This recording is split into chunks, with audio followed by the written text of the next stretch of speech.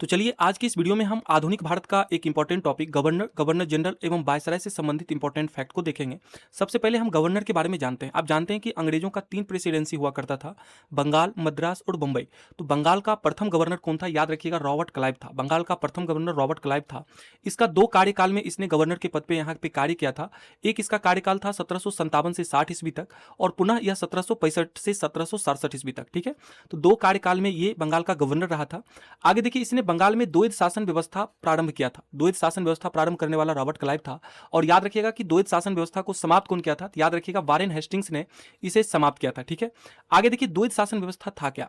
देखिए, इसके तहत राजस्व वसूलने, सैनिक संरक्षण एवं विदेशी मामले ये सभी कंपनी के अधीन थे, जबकि शासन चलाने की जिम्मेवारी नवाब के हाथों में दे दी गई थी। ठीक है, तो इसी को द्वैध शासन व्यवस्था कहा गया। आगे देखिए, इसी के समय में प्लासी का युद्ध हुआ था। ठीक है, प्लासी का युद्ध कब लड़ा गया था? आप जानते हैं कि 23 जून 1757 ईस्वी को प्लासी का युद्ध हुआ था।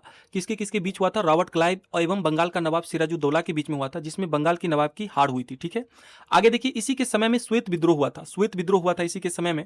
दोहरा भत्ता बंद करने के कारण गोरे लोगों ने श्वेत विद्रोह किया था। ठीक है, इसी के समय में बक्सर युद्ध के पश्चात इलाहाबाद की संधि हुई थी। आप जानते हैं कि बक्सर का युद्ध 1764 ईस्वी को लड़ा गया था। और याद रखिएगा कि बक्सर के युद्ध के समय पे ये गवर्नर नहीं था, उस टाइम पे गवर्नर था बेंसीटॉट। ठीक है, कौन था? बेंसीटॉट।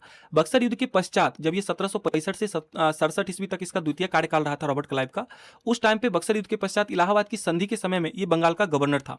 देखिए, इलाहाबाद की 2 संधि हुई थी। याद रखिएगा, प्रथम संधि हुई थी अवध के नवाब शुजाउद्दौला के साथ रॉबर्ट क्लाइव का। ठीक है, और द्वितीय संधि हुई थी रॉबर्ट क्लाइव का मुगल बादशाह शाह आलम द्वितीय के साथ। ठीक है, तो 2 संधि इलाहाबाद की संधि हुई थी बक्सर युद्ध। आगे देखिए, इसने मुगल सम्राट शाह आलम द्वितीय को इलाहाबाद की द्वितीय संधि के द्वारा कंपनी के संरक्षण में ले लिया था। आप याद रखिएगा कि शाह आलम द्वितीय कंपनी का पेंशनकारी बनने वाला पहला मुगल बादशाह था। ठीक है, आप जानते हैं कि शाह आलम द्वितीय को अली गौहर के नाम से भी जानते हैं। ठीक है, इसके बारे में पूरी डिटेल से बता चुके हैं।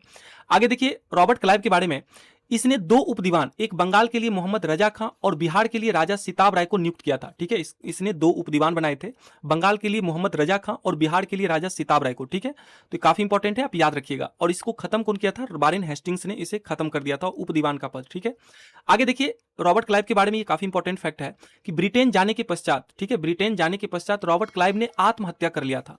तो आत्महत्या करने वाला गवर्नर कौन था? याद रखिएगा, रॉबर्ट क्लाइव था, जो कि बंगाल का प्रथम गवर्नर हुआ करता था। ठीक है, तो इसने आत्महत्या कर लिया था। ठीक है, एकमात्र ऐसा गवर्नर था रॉबर्ट क्लाइव जिसने आत्महत्या किया था। ठीक है, तो चलिए इस वीडियो में फिलहाल इतना ही रखते हैं, फिर मिलते हैं हम आपसे नेक्स्ट वीडियो में।